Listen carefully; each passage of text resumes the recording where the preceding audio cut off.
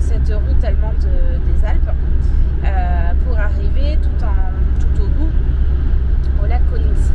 On doit malheureusement changer nos plans ou en tout cas modifier un peu notre parcours, puisque hier soir il nous est arrivé une petite tuile. En tout cas, je dis petite parce que j'espère que ça va vite se résoudre. On fonctionne au gaz chez nous, c'est-à-dire que le frigo fonctionne au gaz quand on n'est pas branché à l'électricité, et l'eau chaude aussi fonctionne, et donc le chauffage fonctionne au gaz. On a 2 bouteilles de 13 kg dans notre camping-car. On est parti de la maison avec des bouteilles pas forcément remplies à 100%, puisque ça faisait déjà quelques mois qu'on avait ces bouteilles-là.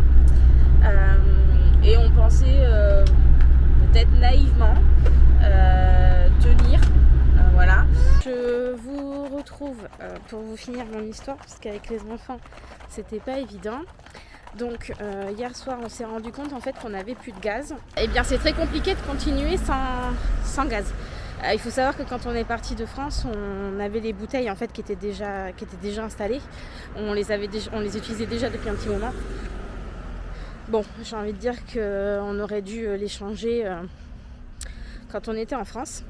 Et alors pourquoi ça devient un petit problème en Allemagne, c'est qu'en fait les bouteilles de gaz allemandes ne sont pas comme les bouteilles de gaz françaises, et donc il nous faut un adaptateur. On n'a pas d'adaptateur parce que sinon ça serait trop simple. Donc là en fait on a changé nos plans et on est allé direction Munich, puisqu'il y a une énorme concession en fait.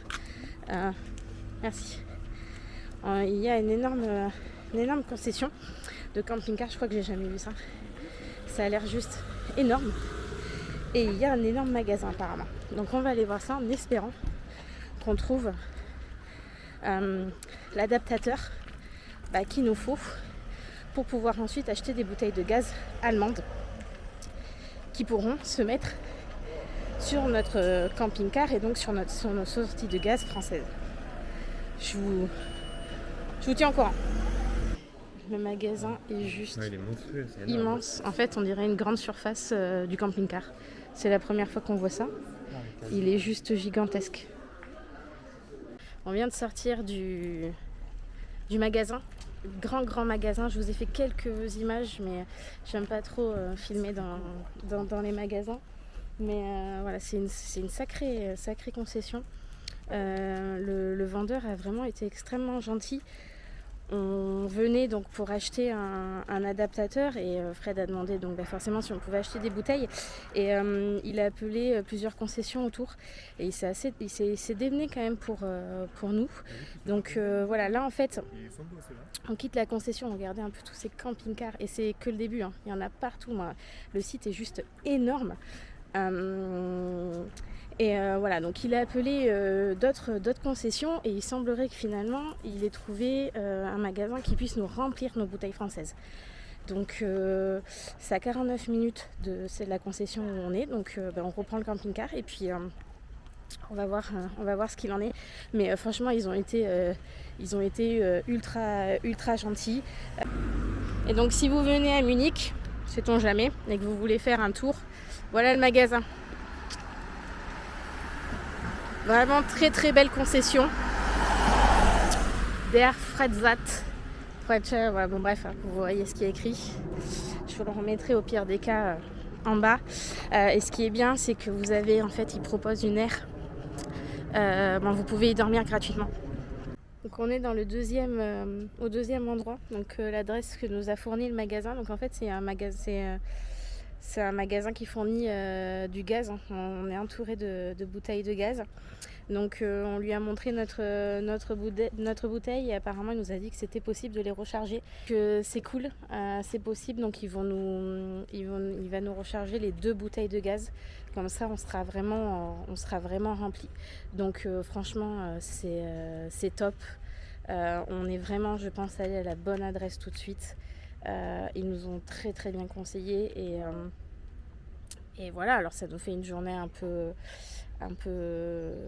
compromise, mais il valait peut-être mieux que ça nous arrive maintenant avec un gros magasin comme ça, plutôt qu'en pleine campagne. Donc suite à nos péripéties d'hier, je sais plus si j'ai conclu, mais on a bien pu recharger nos bouteilles de gaz. Donc comme on était vers Munich, on a changé nos plans et on a passé la nuit à l'Arena, puisque c'est autorisé d'y dormir. C'est carrément une aire de camping-car finalement, puisqu'il y a les services. Et pour une fois, tout est inclus dans le prix qu'on paye. Donc ça, c'est plutôt cool. Et donc aujourd'hui, on part visiter la ville de Munich. L'aire de camping-car est quand même très excentrée du centre. Je vous avoue qu'hier, on a essayé de se garer dans le centre parce qu'avec Park Fortnite, on a vu plein de parkings en fait, où on pouvait y rester pour la nuit. Sauf que toujours pareil, on a tenté et je pense qu'à un moment donné il faut qu'on arrête de se dire que dans les grandes villes on peut se garer. On fait 7,50 m, donc déjà il faut trouver une grande place, et en plus de ça on est large. Et c'est vrai que nous, à partir du moment où on est un peu mal garé ou qu'on dépasse un petit peu sur la route, ça nous gêne quand même énormément. Donc on a rebroussé chemin. Ça a été une vraie galère parce que c'est une ville, il y a forcément des voitures, des bus, le tramway, des vélos, des piétons. En plus c'est une ville qui est énormément en travaux, en tout cas là à l'heure où on y est. Donc on y a passé un sacré moment coincé dans cette ville. Et donc on a pris la décision de s'excentrer totalement. Et donc de passer prendre le métro en fait. Donc là on marche jusqu'au métro. Il y a quand même une petite trotte apparemment. Donc on va voir ce que ça donne. Et l'objectif c'est de visiter la ville aujourd'hui. On vient de sortir du métro et donc on vient d'arriver dans la ville. Le métro est juste là. Donc on est sorti de là. On a mis combien de temps pour venir en métro? Le métro en lui-même, 20 minutes. 20 minutes? Et après 20 minutes de marche, mais on s'est un peu trompé. Oui, on s'est un peu trompé au niveau du stade. En tout, on a mis une petite heure. Ouais, une petite heure pour venir.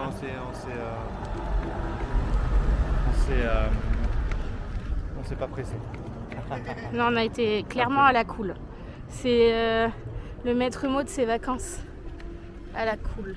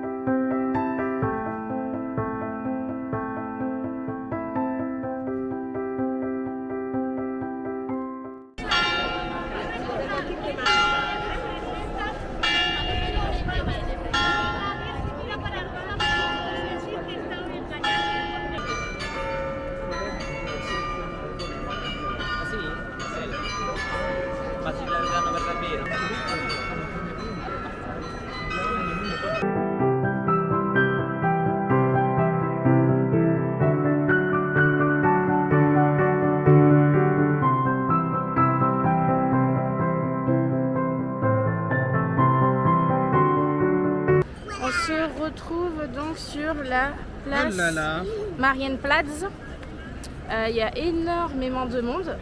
En même temps, c'est Munich, c'est samedi. Ouais, et puis c'est la capitale de la Bavière, je sais pas si tu l'as fait. Oui, la capitale de la Bavière. C'est normal qu'il y ait du monde, je pense. Et la deuxième plus grande ville en fait après Berlin. Oui. Donc forcément, ça fait énormément de monde. Nous qui sortons de notre campagne. De la campagne, voilà. Par contre, c'est vrai que c'est très très joli. Des gros bâtiments imposants. L'hôtel de ville est vraiment grandiose. Et l'hôtel de ville de Munich fait étrangement ressembler à une place bien connue aussi. Donc mettez-nous en commentaire à quelle ville et quelle capitale ça vous fait penser. Mais c'est une capitale. C'est vraiment une similitude et c'est bien spécifié, ils nous le disent dans le livre. dans le guide du routard que ça ressemble à une autre place, quoi, sur tout ce bâtiment. Donc en commentaire, mettez-nous à quoi ça ressemble. Ah ouais.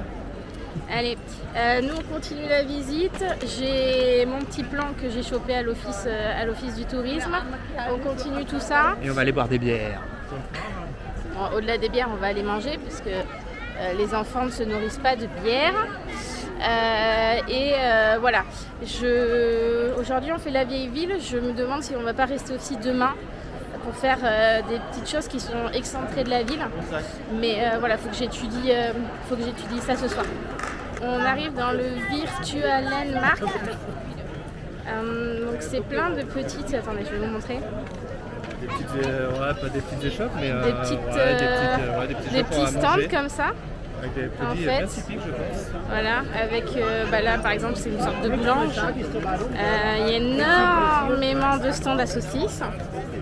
Donc c'est bientôt l'heure du repas. Donc je pense qu'on va prendre l'option de... Non, pas le restaurant. C'est trop cher. On va prendre l'option de prendre quelque chose ici à grignoter. Et puis voilà, comme ça on se met dans l'ambiance des Bunicois. On va regarder. Et puis voilà, c'est vraiment sympathique.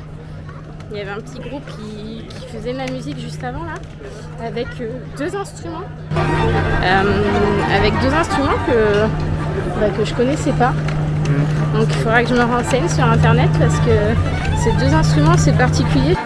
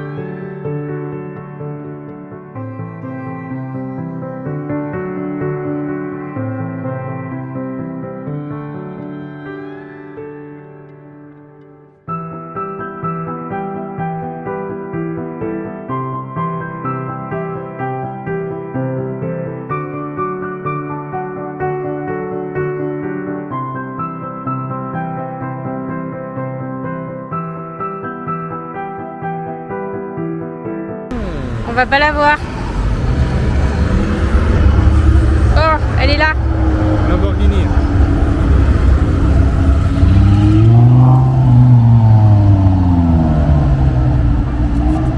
RS6. RS6 pour...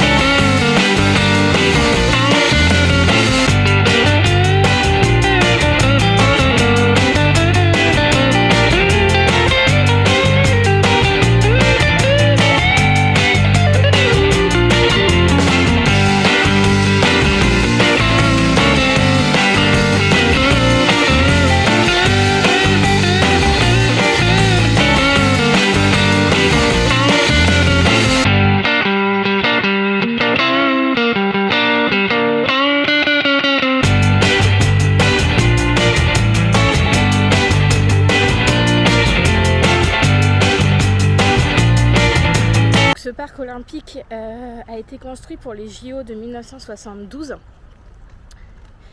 Et on a rencontré un Français hier soir qui nous expliquait que ce parc était tout un symbole, puisqu'en 1972, lors des JO, il y a eu des prises d'otages. Waouh!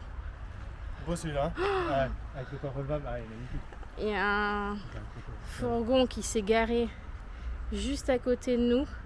C'est un 4x4. Attendez, je tourne la caméra. C'est un 4x4. Il est juste magnifique. C'est... Pouh. Ça envoie. Il y a un toit relevable. Il y a un toit relevable. Tu vois, il a mis là pour faire du franchissement. Voilà. Bon, après, Bref, donc je vous disais, on en a discuté avec Fred, comme Louis est pas mal fatigué. C'est vrai que ça grimpe, hein, mine de rien, pour lui. On va pas faire le musée BMW. En fait, il préfère faire Mercedes et Porsche dans une autre ville. Si je dis pas de bêtises, je crois que c'est à Stuttgart qu'il y a ces musées-là. Donc voilà, donc finalement on va changer nos plans. On a passé toute la matinée dans l'Olympia Park. C'était très agréable, il fait très chaud. En tout cas au soleil ça tape. Il y a une course en plus, donc ça fait qu'il y a énormément de monde. Donc on va repartir dans les montagnes, direction le lac de Königssee.